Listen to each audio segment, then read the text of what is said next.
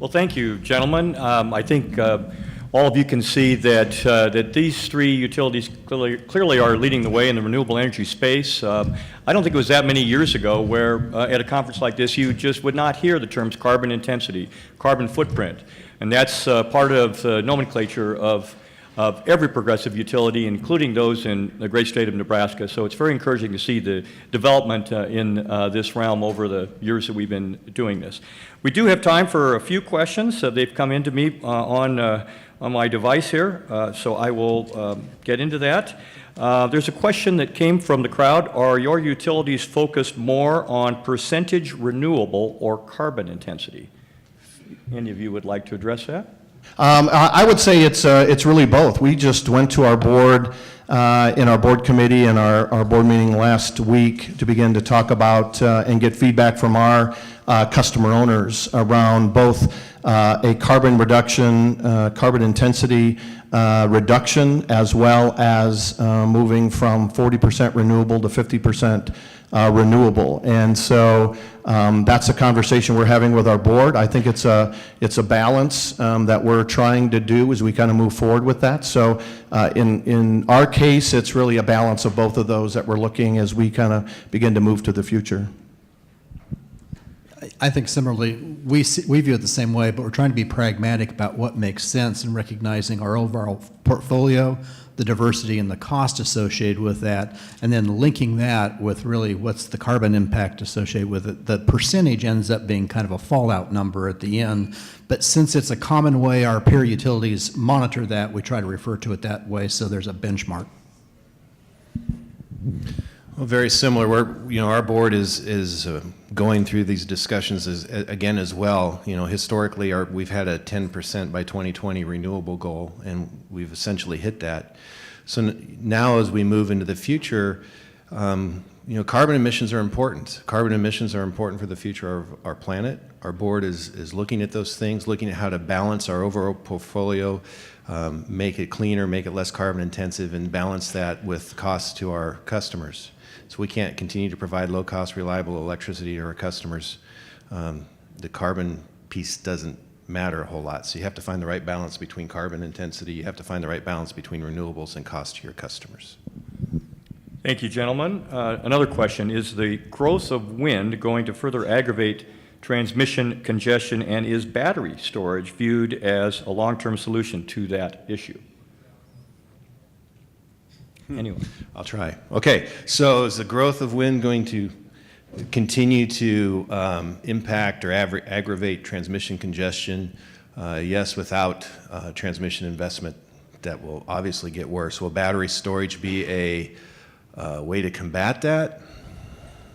I would say that there's potential in the right areas for battery storage to do things to help the transmission system. It's probably still a little early. It's a topic of a lot of discussion in the industry and how to leverage and use that technology both from an energy storage standpoint but also from a transmission tool standpoint. I don't have a lot to add to that other than people don't really, if you evaluate battery storage right now, it's extraordinarily expensive. And so it really is not necessarily the best solution. I think there's an awful lot of concern with respect to the size it will take batteries to make a meaningful difference when you're talking about the transmission and power applications. So the technology may have to evolve a lot more before we see that. Well, as you saw in my presentation, we're looking at that from not only a transmission perspective, but a distribution perspective as well, and looking at that as well as all other alternatives in that non-traditional solution slide that I showed. And so we have 5 projects that we're kind of taking through now the work to identify whether or not we are going to look at some of those technologies and begin to test those on the distribution and maybe even sub-transmission, not the large transmission side. And so I would hope to be back a year from now and say kind of here's where we are and here's what we look at and here's kind of the direction that we're moving. Hey, Tim, while you still have the microphone, there's a couple of specific questions. There's one for you and I think one for Mr. Kent. And the question is to you, Tim, is what is the 25% cost savings in the streetlight conversion program attributable to? So the 25% is really a mix. So there's a 50% reduction in usage relative to that, but that's a relatively low cost and minor component of the street lighting. The majority of that is in less maintenance over a period of time, where you would typically take high-pressure sodium and probably have a 5-year replacement program, and so now it's in the 3.5 to 4 times longer that you would actually need to replace LED lights. So it's really on the maintenance side, and so that's where we see those differentials. I think there's early on there was a misunderstanding, is that, well, you can get energy savings in those, but it's really a small component of the overall streetlight cost. And at the time, you know, LED lights weren't at kind of $100 a fixture, they were at $400 a fixture. So when you put those in play, it just didn't make economic sense. I think we're really at a point where it makes sense for us to move forward. It's kind of neutral for an OPPD perspective, but I think it's beneficial for taxpayers and the communities in which we serve. So that's the reason why our board decided to make we made the recommendation to the board, and the board approved for us to move forward. Thank you, Tim. And then Tom, this would be for you. I believe there's a couple of questions asking for a status update on the R project, the R-line transmission project. Okay. So the R project is a major transmission line that goes from Gerald Gentleman Station up to Thedford, Nebraska, and then will terminate in a new substation in basically southern Holt County with an existing power line owned by the Western Area Power Administration. We are currently finishing up the permitting and easement acquisition process associated with the power lines. So this is going through the sand hills. The sand hills are the home of the American burying beetle, which is a federally listed endangered species. We're working with U.S. Fish and Wildlife Service as the lead agency to get a permit, what's called an incidental take permit. Their current schedule is to have the permitting process completed in the February timeframe. We are also in the process of evaluating contractors to build and construct a line. We hope to have that done by the end of the year. Assuming we get the permits in the February timeframe, we would start construction sometime after that. We will not start any construction activities until after we've got all of our permits in place, obviously. Thank you, Tom. Well, actually, this is a question on the use of the carbon intensity metric, and whether that is a good use is the proper way of measuring reductions in carbon, or should you use carbon emission reductions as the metric? Any comment on that question?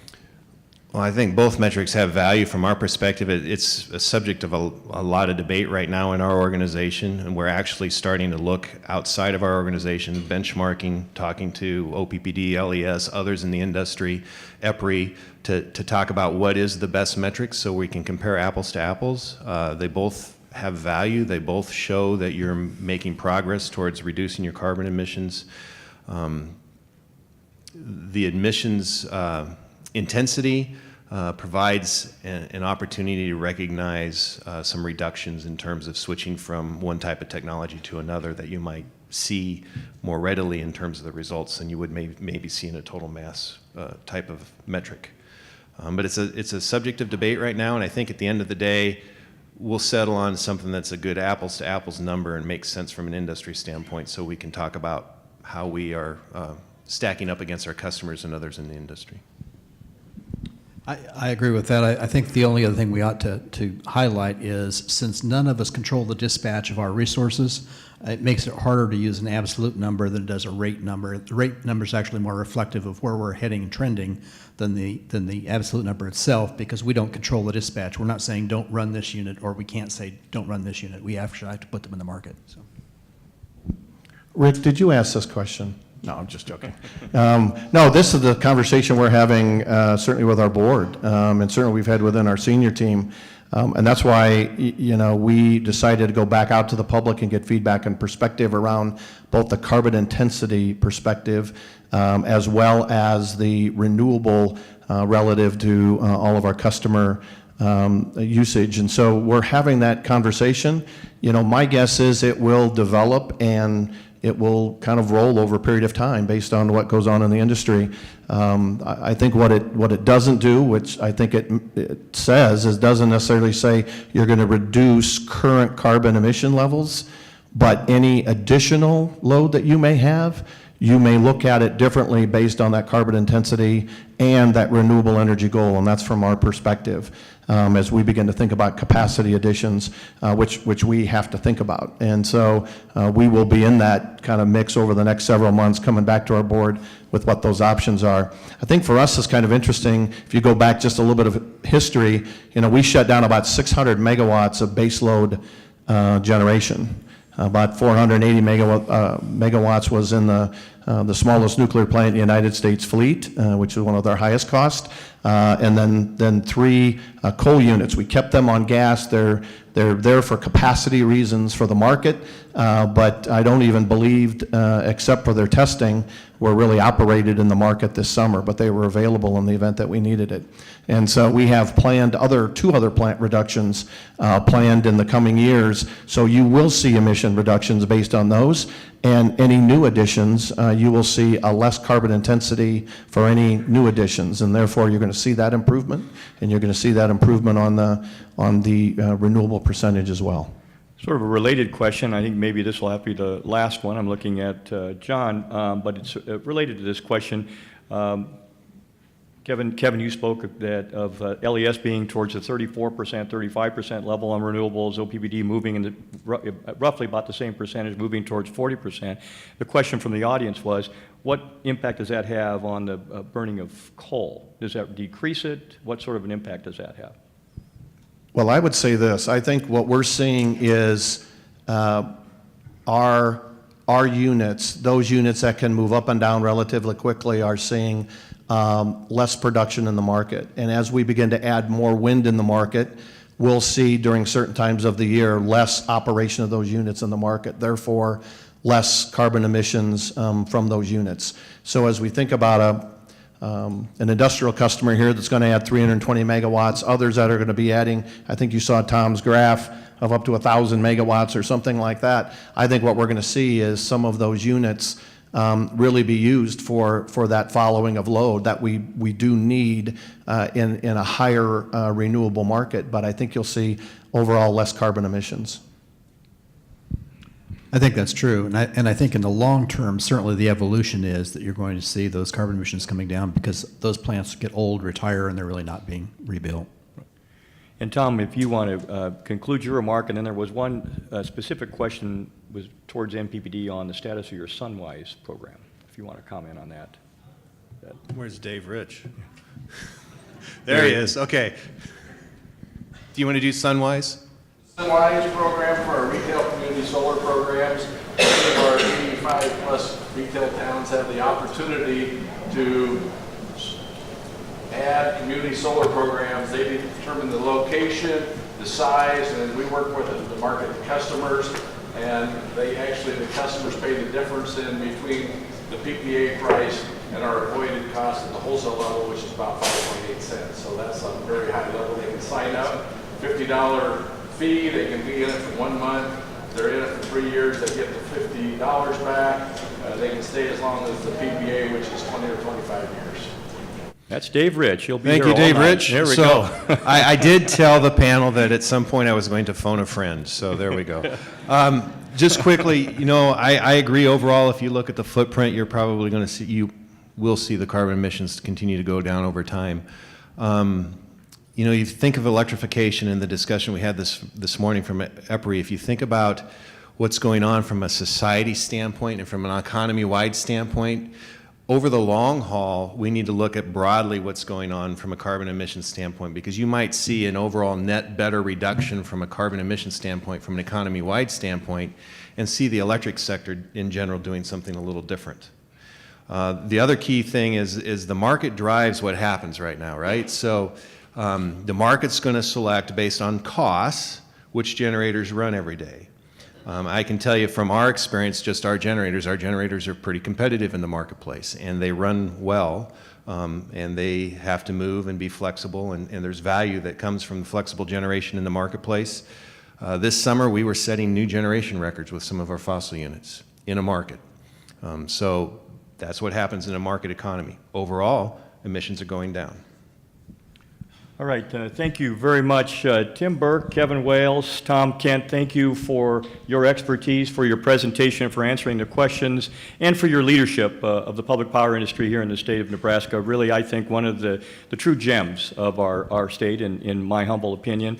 So how about a round of applause for these presenters?